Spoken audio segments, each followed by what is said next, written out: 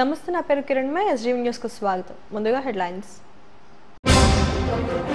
శివనామ స్మరణతో మారుమ్రోగిన దేవాలయాలు. కార్తీక మాసం ఆరంభం కావడంతో భక్తులతో కిటకిటలాడిన శివాలయాలు.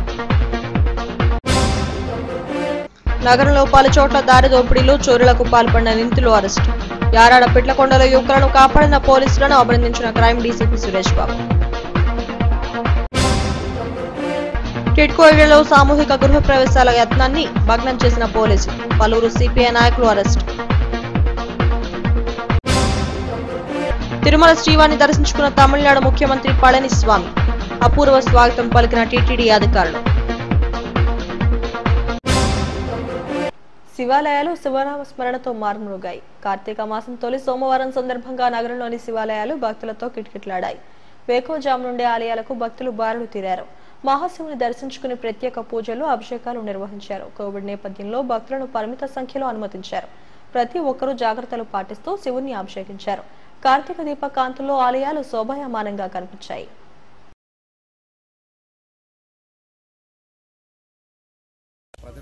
భక్తులు అందరూ కూడా సహకరించాలని చెప్పేసి ప్రతి ఒక్కరిని కూడా కోరుతూ మరి తెల్లవారి 4 గంటల నుంచి కూడా ఈ పూజా కార్యక్రమాలు జరుగుతూ ఉన్నాయి. దానిలో జనంగా విస్తృతంగా వస్తూ మరి ఆ స్వామివారి ఆశీస్సులు ఎప్పుడు కూడా తీసుకుంటారని చెప్పి తెలియజేస్తూ యారాడ తీరంలో విహారయాత్రకు వెళ్లిన 7 యువకుల్లో 3 పిట్లకొండపై చిక్కుకుపోయారు. రాత్రంతా పోలీసులకు నిద్ర లేకుండా చేశారు. ఎట్టకేలకు పోలీసులు, రెవెన్యూ, ఫైర్ సిబ్బంది సమన్వయంతో వ్యవహరించి వారిని రక్షించడంతో అంతా ఊపిరి పీల్చుకున్నారు. నగరంలోని ఆరులోవ, రెడ్డి కంచరపాలెం, అల్లిపురం ప్రాంతాలకు చెందిన 7 యువకులు ఆదివారం యారాడ, పిట్లకొండ ప్రాంతంలో విహారానికి వెళ్లారు. సాధారణంగా ఈ 2 కొండల మధ్య సముద్రాలు ఎగిసిపడుతుంటాయి. మరోవైపు పౌర్ణమి కావడంతో కెరటాలు మరింత ఎత్తులో ఎగిసిపడ్డాయి. ఈ నేపథ్యంలో వీరిలో 4 యువకులు ఎలాగోలా యువతల వైపునకు వచ్చేశారు. కానీ కె నవీన్, బిశెట్టి యశ్వంత్, కె శ్రావణ్లు మాత్రం అలలకు భయపడి కొండపై చిక్కుకుపోయారు. బయటపడిన 4 యువకులు తల్లిదండ్రులకు విషయం చెప్పడంతో వెంటనే పోలీసులకు సమాచారం అందించారు. పిట్లకొండ వద్దకు చేరుకున్న న్యూపోర్టు పోలీసులు డ్రాగన్ లైట్లతో యువకులను రక్షించేందుకు రంగంలోకి దిగారు. గజ ఈతగాళ్లను కూడా దించారు. అలల తీవ్రత ఎక్కువగా ఉండడంతో యువకులను రక్షించడం కష్టంగా మారింది. పోలీసులతో పాటు ఫైర్, రెవెన్యూ సిబ్బంది సమన్వయం చేసుకుంటూ అర్ధరాత్రి దాటాక యువకులను సురక్షితంగా బయటకు తీసుకొచ్చారు. కొండరాళ్ల మధ్య చిక్కుకున్న యువకులు క్షేమంగా బయటకు రావడంతో అంతా ఊపిరి పీల్చుకున్నారు. ఒక 7 కుర్రవాళ్ళు నిన్న మధ్యాహ్నం 2 గంటలకి వీళ్ళంతా ఒకే కాలేజీలో చదువుకున్నారు. వాళ్ళందరూ కూడా పిక్నిక్ నిమిత్తం మన యారాడ బీచ్కి వెళ్ళారు. బీచ్కి వెళ్ళిన తర్వాత యారాడ మన అగ్రిగోల్డ్ పక్కన పిట్టకొండ అనేది ఒక చిన్న మెట్ట ఉంది. ఆ మెట్ట మీదకి అందులో ఒక 3 కుర్రవాళ్ళు 7 వెళ్ళారు. వెళ్ళిన తర్వాత సడన్గా ఈ హై టైడ్స్ మూలాన ఒక 15 మీటర్ల వాటర్, సీ వాటర్ అందులోకి రావటం జరిగింది. అది చూసుకుని 4 ముందు బయటకు వచ్చారు. 3 మాత్రం అందులో ట్రాప్ అయిపోయారు. అది అక్కడ బందోబస్తుకి వెళ్ళిన న్యూపోర్ట్ ఎస్ఐ గారు ఆర్ శ్రీనివాస్ గారు వారి సిబ్బందితో పాటు తెలుసుకుని అక్కడే మనకి ఈ కమ్యూనిటీ గార్డ్స్ అని ఒక స్విమ్మర్స్ ఉన్నారు. ఆ స్విమ్మర్స్ సాయంతో నిన్న సాయంత్రం 7 గంటల నుంచి రెస్క్యూ ఆపరేషన్ చేశారు. చివరికి వాళ్ళకి 12:30 తర్వాత అందులోకి వెళ్ళడానికి ఒక 3 రెస్క్యూ, 4 స్విమ్మర్స్ వాళ్ళు ప్రాణానికి తెగించి అవతలకి కొండ మీదకి వెళ్ళడం జరిగింది. అక్కడ నుంచి ఈ 3 కె నవీన్ అండ్ 20 years కుర్రోడు ఆరులోవా, అట్లాగే భాష్యరెడ్డి ఎస్వి ఇతను 20 years, బిశెట్టి శ్రావణ్, చిన్ని కుమార్ ఇతను 20 years, ఈయన డాబా గార్డెన్స్. వీళ్ళ 3ని రెస్క్యూ చేసి తీసుకొచ్చారు రాత్రి 1 గంటకి. యువకులు ప్రాణాలతో బయటపడడంతో వారి కుటుంబ సభ్యులు సంతోషాన్ని వ్యక్తం చేశారు. అయితే మద్యం మత్తులతో ఇలా చేసి ఉంటారని పోలీసులు అనుమానిస్తున్నారు. తల్లిదండ్రులు పిల్లల పట్ల అప్రమత్తంగా ఉండాలని సూచిస్తున్నారు.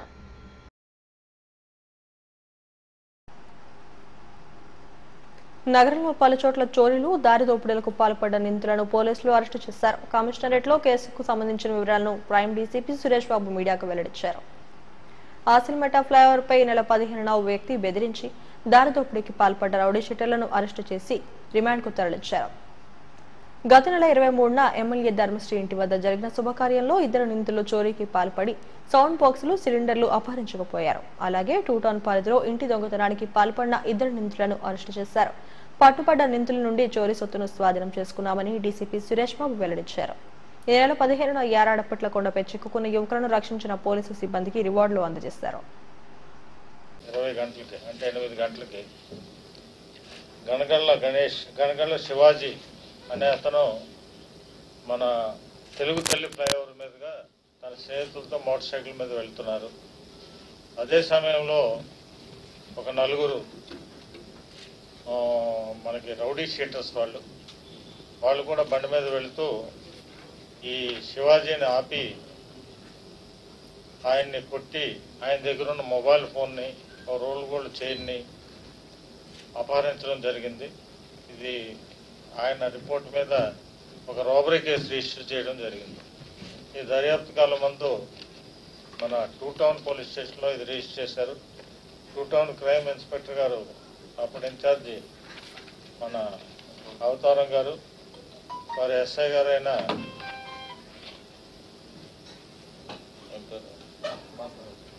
భాస్కర్ రావు మరియు వారి సిబ్బంది దర్యాప్తు చేసి ఒక నలుగురిని అరెస్ట్ చేయడం జరిగింది.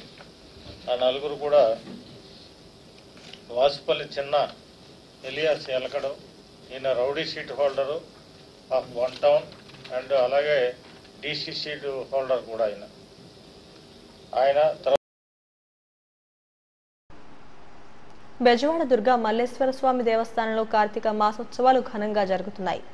ఉత్సవాల్లో భాగంగా దుర్గమ్మకు గాజుల ఉత్సవాన్ని 3 రోజుల పాటు వైభవంగా నిర్వహించనున్నారు. కోవిడ్ నేపథ్యంలో అమ్మవారి అంతరాలయాన్ని గాజులతో అలంకరించారు. తొలి సోమవారం కావడంతో భక్తులు పెద్ద ఎత్తున తరలివచ్చారు. మరోవైపు ఇంద్రకీలాద్రిపై మల్లేశ్వర స్వామి ఆలయ విస్తరణ పనులకు మంత్రి వెల్లంపల్లి శ్రీనివాసరావు శంకుస్థాపన చేశారు. అనంతరం ఆయన మీడియాతో మాట్లాడారు. హిందూ ధర్మం కాపాడే వారందరికీ ప్రభుత్వం అండగా ఉంటుందని చెప్పారు. అభివృద్ధిని ప్రతిపక్షాలు అడ్డుకోవడం సిగ్గుచేటని మండిపడ్డారు. గత ప్రభుత్వం దేవాలయాల అభివృద్ధికి చేసింది శూన్యమని అన్నారు. దేవాలయాల్లో భవనాలు కూల్చడం, ఎఫ్డీలను ఇష్టానుసారం ఖర్చు చేయడం తప్ప చేసిందేమీ లేదని విమర్శించారు. తాంత్రిక పూజలు, అమ్మవారి చీర మాయం ఇవన్నీ చంద్రబాబు సర్కారు వెలగబెట్టిన కార్యాలయాలని ఎద్దేవా చేశారు. దేవాలయాల అభివృద్ధితో పాటు భూముల పరిరక్షణకు పటిష్టమైన చర్యలు తీసుకుంటున్నామని వెల్లడించారు. ఈ కార్యక్రమంలో దేవాదాయ శాఖ కమిషనర్ అర్జున్ రావు, ఈవో సురేష్ బాబు, పాలక మండలి చైర్మన్ పైలా సోమనాయుడు తదితరులు పాల్గొన్నారు. శివుడి యొక్క దర్శనం చేసుకోవడం చాలా సంతోషంగా ఉంది. ఈ రాష్ట్రం సుభిక్షంగా ఉండాలని చెప్పని దుష్ప్రచారం చేసే ప్రతిపక్ష నాయకుడు కానీ, పని కట్టుకొని ప్రభుత్వం మీద దుష్ప్రచారం చేసే ఛానల్ని కానీ మూసేయాలని చెప్పని మనస్ఫూర్తిగా కూడా దేవుడిని కోరుకున్నాను. ముఖ్యంగా ఈరోజు ఎంతో శుభదినం. దుర్గా మల్లేశ్వర స్వామి దేవస్థానం అంటే కనకదుర్గమ్మ మల్లేశ్వర స్వామి అనేది ప్రతి ఒక్కరు అమ్మవారిని చూసుకున్న ప్రతి వాళ్ళు కూడా మల్లేశ్వర స్వామి దర్శనం చేసుకోవాలని చెప్పి ఆనవాయితీగా వస్తున్న సాంప్రదాయం. దానిలో భాగంగా మన విజయవాడ ప్రముఖ పెద్దలు నరసింహారావు గారు ఈ యొక్క దేవాలయాన్ని 5,40,00,000 పెట్టి అభివృద్ధి చేసినందుకు దేవాదాయ శాఖ తరపున, దుర్గా మల్లేశ్వర స్వామి దేవస్థానం తరపున, ఆంధ్ర రాష్ట్ర ప్రభుత్వం తరపున ప్రత్యేకంగా కూడా వారికి ధన్యవాదాలు తెలియపరచుకుంటున్నాను. ఎందుకంటే భక్తులు, చాలా మంది డోనర్స్ అన్ని దేవాలయాల అభివృద్ధికి ముఖ్య కారకులు అవుతారు. అదేవిధంగా గౌరవ ముఖ్యమంత్రి గారు కూడా ఏది మా దసరా పండగకి రావడం జరిగిందో 70 కోట్లు ఏదైతే గుడి అభివృద్ధికి కావాల్సి ఉందో పూర్తిగా అధికారులు ఇచ్చిన నివేదిక ప్రకారం తక్షణ 70 కోట్లు శాంక్షన్ చేస్తున్నా అని చెప్పని అప్పుడే అధికారులు ఫైల్ పంపించడం, కొద్ది రోజుల్లో దానికి ఆమోదం కూడా తెలవడం జరుగుతుంది. చాలా సంతోషంగా ఉంది. గతంలో ఎప్పుడు కూడా ఏ రాష్ట్ర ప్రభుత్వాలు, ఏ ముఖ్యమంత్రులు కూడా ఈ దేవాలయానికి 1 రూపాయి కూడా ప్రభుత్వ నిధులు ఇచ్చిన పరిస్థితి లేదు. కానీ మా ముఖ్యమంత్రి గారు మనసున్న ముఖ్యమంత్రి గారు కాబట్టి 70 కోట్లు పెద్ద హృదయం తెచ్చినందుకు వారికి ప్రత్యేకంగా ధన్యవాదాలు తెలియపరచుకుంటున్నాం. ఇప్పుడు ఒకసారి యనమల రామకృష్ణ నేను మాట్లాడిన చూశాను. ఒకసారి స్వరూపానంద స్వామిజీ ఫోటోలు చూపెడతా. ఆయన పాదాల దగ్గర ఏ విధంగా పనుకున్నాడు, ఆ రోజు అచ్చెన్నాయుడు ఏ విధంగా పనుకున్నాడు, ఆంబోతురావు కూడా ఆయన కూడా స్వామీజీ కాశీలో వెళ్ళడం జరిగింది. వాళ్ళున్నప్పుడేమో చేస్తారు. ఈ రోజు స్వామీజీలకు మేము చేస్తే మాది తప్పు అనేది వాళ్ళ యొక్క భావన. మాదొకటే, హిందూ ధర్మాన్ని కాపాడే వాళ్ళందరికీ కూడా.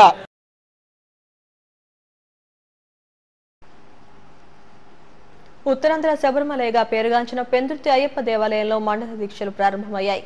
అయ్యప్ప మాలధారులకు మండల దీక్షలో నిత్యాన్న సమారాధన కార్యక్రమాన్ని అనకాపల్లి ఎమ్మెల్యే, మాజీ ఎమ్మెల్యే పీలా గోవింద్ సత్యనారాయణ ప్రారంభించారు. మండల దీక్షలు ప్రారంభం కావడంతో అయ్యప్ప స్వామికి ప్రత్యేక పూజలు, అభిషేకాలు నిర్వహించారు. దీక్షాదారుల శరణ ఘోషతో ఆలయ ప్రాంగణం మార్మోగింది. ఈ ఏడాది ఫిబ్రవరి 12న శబరిమల ప్రధాన అర్చకులతో ప్రతిష్ఠించిన అయ్యప్ప దేవాలయంలో శబరిమలలో ఎలాంటి పూజా విధానం ఉంటుందో అదే తరహాలో పూజాధికాలు జరుగుతాయి.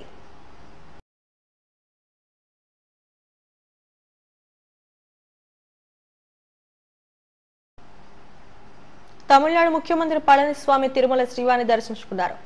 రెండో రోజు పర్యటనలో భాగంగా తిరుమలకు చేరుకున్న ఆయనకు శ్రీకృష్ణ అతిథి గృహం వద్ద టీటీడీ అధికారులు పుష్పగుచ్చాలతో స్వాగతం పలికి వస్తు ఏర్పాట్లు చేశారు. తొలుత వరాహస్వామిని దర్శించుకుని మంగళవారం ఉదయం నైవేద్య విరామ సమయంలో శ్రీవారిని దర్శించుకుని మొక్కులు చెల్లిస్తారు.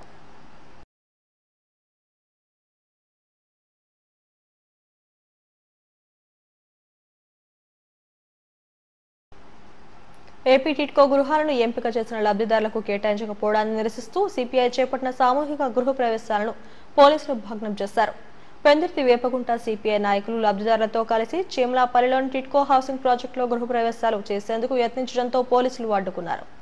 నిరసనకారులను అరెస్టు చేసి పెందుర్తి పోలీస్ స్టేషన్కు తరలించారు. అధికారంలోకి వచ్చిన వెంటనే ఉచితంగా ఇళ్లు ఇప్పిస్తామని చెప్పి ఏడాదిన్నర అయినా లబ్ధిదారులకు ఇళ్లను ఇవ్వకుండా ప్రభుత్వం జాప్యం చేస్తోందని నేతలు మండిపడ్డారు.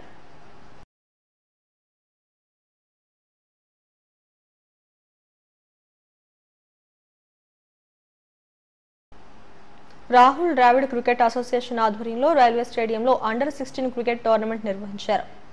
ఐఆర్ఎస్ ఈ joint sports officer Maddireddy Mahesh ముఖ్య అతిథిగా హాజరై పోటీలను ప్రారంభించారు.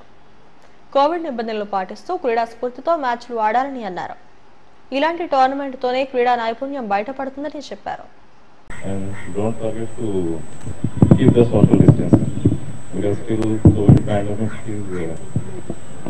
still persisting, so keep the social distance and all the best. Have a nice match. Thank you. Good morning, one and all.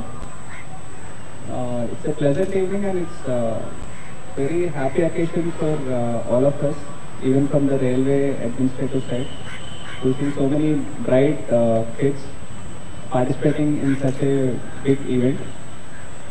And all of us have known this during the past 7-8 months there was no activity. There was no sport and it was a gloomy time. And motor వాహనదారులపై భారీ జరిమానాలకు వ్యతిరేకంగా ఈ నెల 26న రవాణా బంద్ చేపట్టాలని all India road transport workers federation నిర్ణయించింది. విశాఖ పౌర గ్రంథాలయంలో నిర్వహించిన రౌండ్ టేబుల్ సమావేశంలో ఈ మేరకు తీర్మానించారు. కేంద్రంలోని బీజేపీ ప్రభుత్వం వాహనదారులపై భారీ జరిమానాలు విధించే విధంగా ఎంవీ యాక్ట్ తెచ్చిందని సిఐటియు నేత కుమార్ మండిపడ్డారు. లాక్డౌన్తో 8 నెలలు తీవ్ర సంక్షోభం ఎదుర్కొంటున్న కాలంలో ప్రభుత్వం ఇలాంటి చట్టాలు తీసుకురావడం దుర్మార్గమని అన్నారు. దేశ ఆర్థిక వ్యవస్థకు వెన్నెముక లాంటి రవాణా రంగాన్ని విదేశీ కార్పొరేట్ శక్తులకు కట్టబెట్టాలని చూస్తున్నారని మండిపడ్డారు. ఈ నెల 26న తలపెట్టిన రవాణా బంద్ను కార్మికులంతా జయప్రదం చేయాలని కోరారు. అనుసరిస్తున్నటువంటి కార్మిక ప్రజా రైతు వ్యతిరేక విధానాలకు నిరసనగాను అలాగే ఏదైతే డ్రైవర్లందరికీ నష్టం చేసే విధంగా ట్రాన్స్పోర్ట్ రంగాన్ని మొత్తం నష్టపరిచే విధంగా రాష్ట్ర ప్రభుత్వం తీసుకొచ్చిన జీవో నంబర్ 21ని రద్దు చేయాలని కోరుతూ ఈ రోజున పబ్లిక్ లైబ్రరీలో రౌండ్ టేబుల్ సమావేశం అఖిలపక్ష కార్మిక సంఘాల ఆధ్వర్యంలో ట్రాన్స్పోర్ట్ కార్మికుల సమావేశం జరిగింది. ఈ జగన్మోహన్ రెడ్డి ప్రభుత్వం అధికారంలోకి వచ్చిన తర్వాత నేను విన్నాను డ్రైవర్స్ అందరినీ సోదరుల కింద భావిస్తున్నాను, వాళ్ళ ఆర్థికంగా ఆదుకుంటాను అని చెప్పి ఈ రోజున 15,000 రూపాయలు 2 సంవత్సరాల పాటు ఇవ్వడం జరిగింది. మన దసరాకి జీవో నంబర్ 21 తీసుకొని వచ్చి డ్రైవర్ల మెడకి ఉరితాళ్ళు లాంటి చట్టాన్ని తీసుకొని వచ్చారు. ఈ చట్టం కనుక అమలు జరిగితే, ఈ జీవో అమలు జరిగితే డ్రైవర్లు అనుకునే వాళ్ళు ఆత్మహత్యలు చేసుకోవాల్సిన పరిస్థితి ఏర్పడుతుంది. ఈ రోజున యాక్సిడెంట్లు జరిగితే డ్రైవర్ని కారణం కూడా చూడకుండా డ్రైవర్నే ఈ రోజున బాధ్యుని చేసే జైలుకు పంపించే విధంగా ఉరి శిక్షలు విధించే విధంగా కూడా చట్టాల్లో మార్పులు తీసుకొచ్చారు. మరో పక్కన నరేంద్ర మోడీ గవర్నమెంట్ దేశం మొత్తం ఒకటే పన్ను విధానం ఉండాలని చెప్తూ ఈ రోజున పెట్రోలు డీజిల్ మాత్రం జీఎస్టీ పరిధిలోకి తేలేదు. పెట్రోలు డీజిల్ కనుక జీఎస్టీ పరిధిలోకి వచ్చినట్టయితే అతి తక్కువ ధరకి కేవలం 35 రూపాయలకే దీన్ని సరఫరా చేయవచ్చు. కానీ పెట్రోలు డీజిల్ ధరల మీద నియంత్రణ ఎత్తివేయడం వల్ల రోజు రోజుకి పెట్రోలు డీజిల్ ధరలను ఆకాశాన్ని అంటున్నాయి. అంతర్జాతీయంగా చమురు ధరలు తగ్గినా ఈ భారతదేశంలో మాత్రం చమురు ధరలు రోజు రోజుకి పెరిగిపోతాయి. హెడ్లైన్స్ మరోసారి. శివనామ స్మరణతో మారుమ్రోగిన దేవాలయాలు. కార్తీక మాసం ఆరంభం కావడంతో భక్తులతో కిటకిటలాడిన శివాలయాలు.